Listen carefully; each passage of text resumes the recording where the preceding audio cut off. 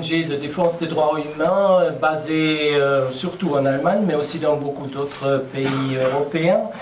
On s'engage depuis une bonne trentaine d'années pour l'abolition de l'esclavage en Mauritanie. C'est un travail assez délicat. Martin Schultes a déjà abordé quelques aspects comme démontrant comment c'est difficile de s'engager. J'aimerais en ajouter encore quelques-uns. En tant qu'ONG étrangère critiquant cette pratique de l'esclavage, on est toujours fortement attaqué en Mauritanie. On nous accuse d'être néocolonialistes, on nous accuse de l'ingérence dans les affaires intérieures du pays. Moi je vous dis, c'est pas du tout ce qu'on veut faire. La seule chose que nous, on aimerait, c'est vraiment voir que cet État mauritanien respecte les lois et applique les lois propres de cet État qui ont été finalement décidées par les instances reconnues par tout le monde en Mauritanie. Alors, on est tout de suite dans la discussion sur la loi de 2007. Cette loi portant l'incrimination de l'esclavage et réprimant les pratiques esclavagistes a fait beaucoup de remous, pas seulement en Mauritanie, mais aussi internationalement. Pour nous, en tant qu'ONG, rencontrant souvent des responsables mauritaniens, des ambassadeurs, des ministres, rencontrant des politiciens européens qui nous disent « Mais il y a maintenant la loi, il faut donner la chance à la Mauritanie, il faut voir quel est le progrès qui est vraiment accompli par la Mauritanie. » On s'est dit bon, il faut vraiment faire un bilan maintenant. On est pratiquement presque 6 ans après que cette loi a été promue et on aimerait savoir dans quelle dimension cette loi est vraiment appliquée. Alors on s'est dit, en coopérant avec Anti-Slavery International à Londres, de rassembler avec l'aide de beaucoup d'ONG en Mauritanie, surtout l'IRA, mais aussi SOS Esclaves, rassembler le plus grand nombre de cas de l'esclavage entre 2009 et 2013 pour voir qu'est-ce qui s'est vraiment passé avec ces cas. Est-ce qu'il y a vraiment une solution maintenant? Est-ce que l'administration, mais aussi le système judiciaire, respecte vraiment maintenant cette loi? Il y avait énormément d'espoir aussi parmi nous, les défenseurs des droits humains, il y a 6 ans, mais où on est aujourd'hui, on aimerait bien clarifier ça un peu plus, avoir vraiment des preuves, c'était notre but. Alors on a analysé ces cas et on a vu que finalement, jusqu'à aujourd'hui, il n'y a pas tant de changements, l'application de la loi est pas du tout réussie.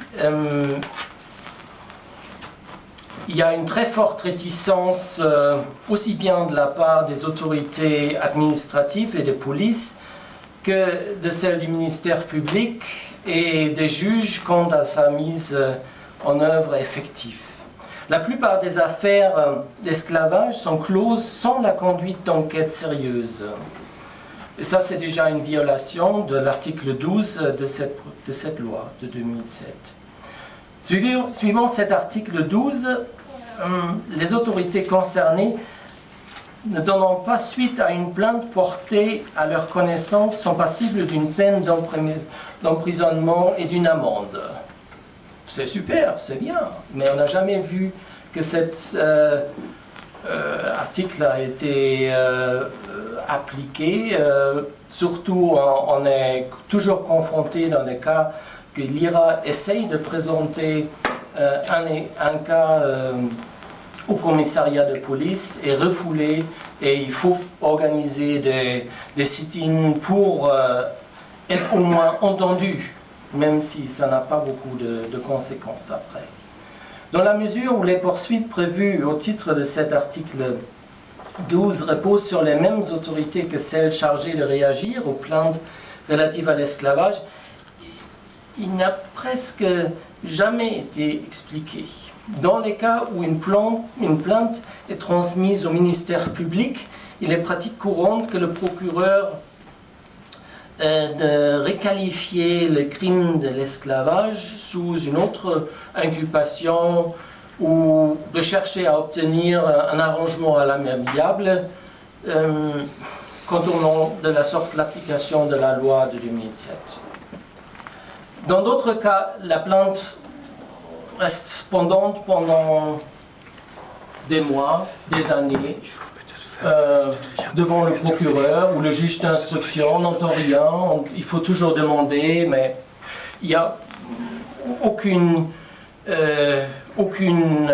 mesure qui est prise vraiment pour appliquer et poursuivre la plainte.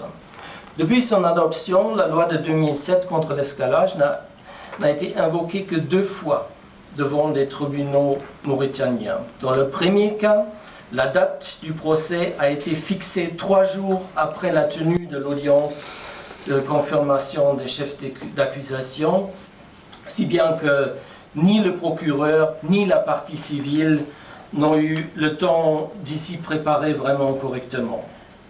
Par contraste, l'appel interjeté contre la décision d'acquittement est en suspens depuis le mois d'avril 2011, ça veut dire depuis 2 ans.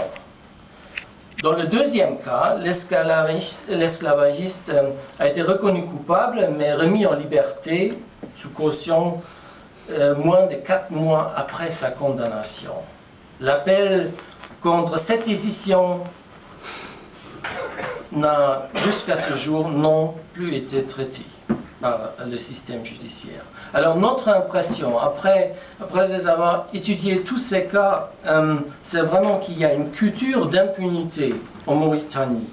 L'échec total des systèmes administratifs, policiers, judiciaires face à la répression de l'esclavage est dû à la mauvaise foi de l'appareil judiciaire et à la partialité du système politique. Ça, c'est notre constatation. C'est dur comme message, je vous dis.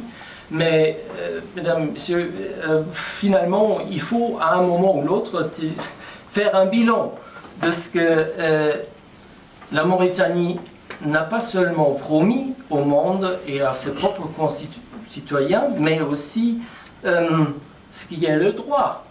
C'est du droit mauritanien qui n'est pas respecté par les propres instances à tout niveau, commençant avec les commissariats de police jusqu'au plus haut niveau du ministère public. Alors c'est choquant et je crois que c'est quelque chose, ce message, qu'il y a une culture de l'impunité qu'il faut vraiment mettre devant aussi dans le débat international, parce que bon, c'est bien d'entendre toujours des promesses, on n'a que des séquelles de l'esclavage, mais maintenant on a vraiment, on est dans une situation qu'il faut exiger que les lois de la Mauritanie sont appliquées par ses propres instances. Merci.